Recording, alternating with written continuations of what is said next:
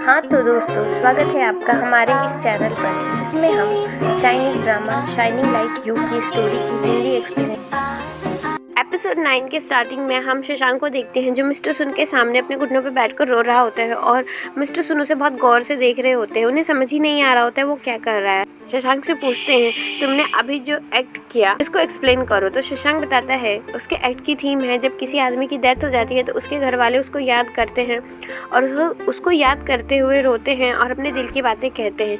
Actually उसने ये act इसलिए चूज़ किया था क्योंकि वो रियल लाइफ से रिलेट करता था और एक अच्छा एक्टर बनने के लिए हमें अपने ड्रामे में भी रियलिटी को लाना होगा। मिस्टर सुन उसकी इस बात से इम्प्रेस होते हैं और दोनों टीचर उसको अपनी क्लास में एनरोल कर लेते हैं।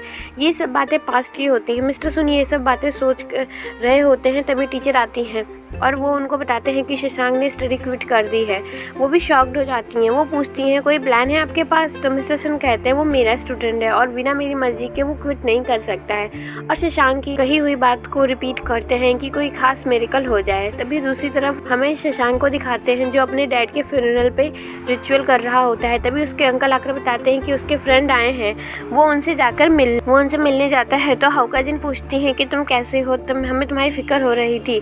तो डुयोंग बोलता है, तुम ऐसा कैसे कर सकते हो, इतना सब हो गया और तुमने हमें कुछ बताया भी नहीं। तो शशांक कहता है, मैं ठीक हूँ और इस वक्त मेरी फैमिली को मेरी ज़रूरत थी तो मैं यहाँ आ गया। तो फायांग कहता है, शशांक तुम्हें हमारी मदद की ज़रूरत है तो प्लीज़ हमें बता। लेकिन शशांक उनको कहता है, सब अरेंजमेंट हो चुकी है, मेरे अंकल हैं यहाँ पर, उन्होंने फ्यूनरल के लिए सब प्रिपरेशन कर दी और मुझे अब जाना होगा। ऐसा कहकर वो वहाँ से चला गया। डुयोंग और उसके फ्रेंड शशांक के बिहेवियर से परेशान थे क्योंकि वो बहुत ही स्ट्रेंज बिहेव कर रहा था। फिर रिलेटिव वर्शिप की सेरेमनी शुरू होती है और एक एक करके सभी फैमिली मेंबर्स अपने अपने दिल की बात कहते हैं और रोते हैं, लेकिन शशांक कुछ नहीं कहता, न ही रोता है। वो तो बहुत मुश्किल से अपने आंसुओं को कंट्रोल कर रहा होता है ताकि बाकी लोगों के सामने स्ट्रांग नजर आए। फिर हमें शशांक के घर का सीन दिखाते हैं, जहाँ पर सभी फ्रेंड्स बैठे होते हैं। तभी शशांक का छोटा भाई आता है और बोलता है कि क्या मेरा भाई अब कभी टीवी पे नहीं नजर आएगा? तो वो लोग कहते हैं, ऐसा नहीं है, कुछ समय बाद वो आएंगे, अपना पढ़ाई स्टार्ट करेंगे। तो उसका भाई कहता है, ठीक है, अब मुझे अपनी स्टडी को बीच में ही रोकना होगा। तो वो लोग शॉक्ड हो जाते हैं कि वो ऐसा क्यों बोल रहा है। तो शशांक का भाई बोलता है कि घर को चलाने के लिए एक ना एक को तो रुकना होगा, तो मैं अब से रुकूंगा। सब लोग बहुत शॉक्ड हो जाते हैं। तभी शशांक के अंकल आकर बोलते हैं, तो सब लोग बहुत अपसेट हो जाते हैं। तभी शशांक के अंकल आकर बोलते हैं, क्या तुम लोगों ने शशांक को देखा है? वो लोग कहते हैं, नहीं, लेकिन क्या बात है? तो अंकल बोलते हैं कि वो फ्यूनरल के बाद से ही गायब है और उसने अपने इमोशन भी दबा के रखा हुआ है, मुझे डर है कहीं वो कुछ गलत ना कर ले। तो उसका भाई बताता है कि वो रिवर के किनारे गए थे, सब लोग वहीं पे भागते हैं, वहाँ पहुंचकर उसका नाम पुकारते हैं। तभी अंकल बताते हैं कि शशांक स्टडी में बहुत अच्छा था, बट उसको एक्टिंग में करियर बनाना था, इसलिए पूरी फैमिली भले ही उसके खिलाफ थी, लेकिन उसके डैड उसके साथ थे, इसलिए वो बहुत ज़्यादा ही अपसेट है। क्या तुम लोग मुझे बताओगे कि क्या यही सब होता है एक्टिंग में? ऐसा ही करते हैं लोग ये एक्टिंग में? तो फिर वो कहते हैं कि तुम लोग शशांक को समझाओ कि वो कॉलेज वापस जाए, सबको उससे बहुत उम्मीदें हैं, उसको हार नहीं माननी चाहिए। एक दिन वो ज़रूर बड़ा आर्टिस्ट बनेगा और ये जिम्मेदारियां तो हम संभाल लेंगे। वो शशांक को ढूंढते रहते हैं। वो उसी जगह पर बैठा होता है जहाँ उसके डैड ने बताया था कि मरने के बाद सब लोग फायरफ्लाइज में बन जाते हैं। वो उनको ढूंढने के लिए वहाँ पे आया था। हाउका जिन कहती है, तुम्हें कैसे पता लगेगा कि तुम्हारे डैड कौन से हैं? तो कहता है, जो सबसे ज़्यादा शाइन करेंगे वही। लेकिन वहाँ पर एक भी फायरफ्लाई नहीं आती।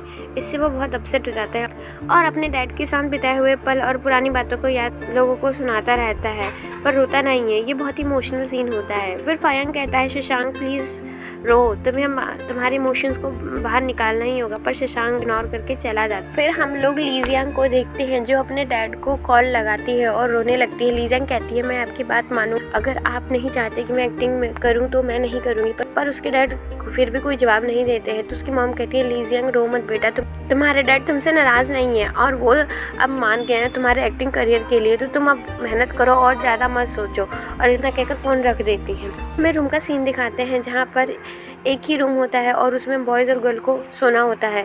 डुयोंग बोलता है, पहले हाउका जिन, फिर लीजियांग, फिर मैं, फिर एंड में फायांग सोएगा। पर हाउका जिन कहती है, मुझे ऑब्जेक्शन है, लीजियांग के बगल में फायांग सोएगा क्योंकि तुम मुझे जेंटलमैन नहीं लगते। तो डुयोंग उसको गुस्से से देखने लगता है। वहीं फिर दूसरी तरफ हम शशांक को अपनी फैमिली से बात करते हुए देखते हैं, जो कॉलेज क्विट करने की बात कर रहा होता है। वो लोग नहीं मानते हैं और हाउका जिन भी उसकी बातें चुपके से पीछे से सुन लेती है। तभी वो लोग उसके पास जाती है और कहती है, आंटी जी, मुझे वॉशरूम जाना है। और शशांक को को बोलती है कि मेरे साथ चलो, अकेले जाने में मुझे डर लग रहा है। तो फिर हमें उस वीरानी सी जगह का सीन दिखाते हैं जहाँ पर शशांक का टॉयलेट बिल्ड होता है। उस जगह पर बहुत अंधेरा होता है। तो हाउका जिन शशांक को गाना गाने को कहती है। पहले तो शशांक इग्नोर कर देता है, फिर उसके लिए गाने लगता है और अपनी पास्ट की सारी जर्नी याद करता रहता है। तभी हम लोग देखते हैं कि हाउका जिन सामने के घर के टेरेस पर चढ़ जाती है। शशांक उसको नीचे आने को कहता है। तो हाउका जिन कहती है, मुझे पता है तुम पढ़ना चाहते हो, पर रिस्पॉन्सिबिलिटी की वजह से क्विट कर रहे हो। हम तुम्हारी हेल्प करेंगे, प्लीज़ वापस आ जाओ। पर शशांक अपनी जिद पर ही अड़ा रहता है। तो हाउका जिन कहती है, अगर तुम नहीं मानोगी तो मैं यहाँ से कूद जाऊँगी। लड़की सच में पागल है वैसे।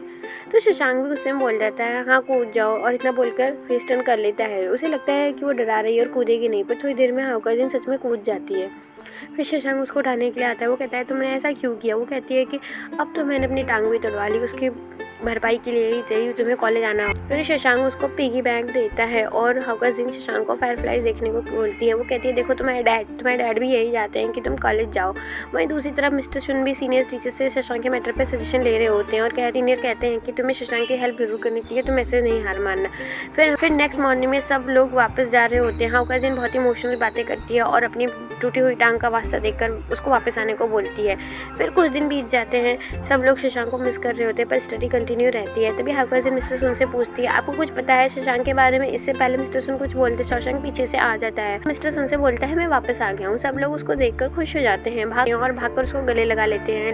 लेकिन हाउका जिन पीछे खड़ी होकर देखती रहती है और फिर धीरे धीरे चलते हुए उसके पास आकर कहती है, मैं जानती थी तुम जरूर आओगे, वरना मुझे पिगी बैग कौन देगा? पता है, अब किसी ने मुझे पिगी बैग भी नहीं दिया। तो शशांक हंसते हुए कहता है, मैं आ गया हूँ ना, मैं दूंगा।